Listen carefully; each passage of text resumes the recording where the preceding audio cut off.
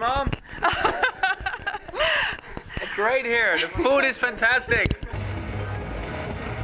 Vor seinem Auftritt treffe ich Armin van Buuren zum Interview. In der Techno-Szene ist er bekannt wie ein bunter Hund. Aber wie würde er sich eigentlich Menschen vorstellen, die ihn nicht kennen? Hello everybody, I'm Armin van Buuren. I was a lawyer, but I ended up as a DJ. Don't know how that happened. Started spinning somewhere and I'm still at the same party, it feels. Der 33-jährige Niederländer war also mal Jurist und ist jetzt DJ. Wie das passieren konnte, weiß er allerdings selbst nicht so genau. Armin ist irgendwann mit der Musik in Berührung gekommen und darauf hängen geblieben.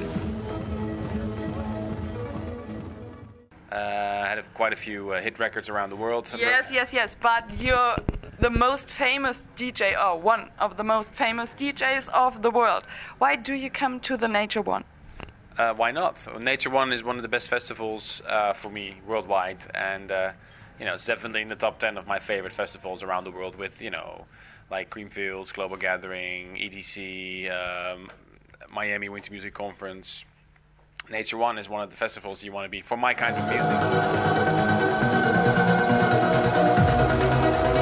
Armin legt seit 11 Jahren auf und gehört zu den besten Trance-DJs, die es gibt. Die Nature One im Hunsrück ist für ihn eines der besten Festivals der Welt, neben dem Greenfields in der Schweiz, dem Global Gathering in England und dem EDC in den USA. In September, your new album is going to be released, Mirage? Yep. And your fans, what do they expect from that album? Well, it's a trance album. Half of the album is instrumental trance tracks. The other half is vocal tracks. I'm really proud to work with Adam Young from Owl City. The track Fireflies was a big hit. Also work with Sophie Ellis-Bextor, Murder on the Dance Floor. Did a track together with Ferry Corsten, track together with BT, track together with Winter Kills. My brother plays guitar on one of the tracks. There's a whole orchestra there. There's loads and loads of tracks. The biggest project I've ever worked on. Die Fans von Armin dürfen sich freuen. Im September erscheint sein neues Trance-Album Mirage.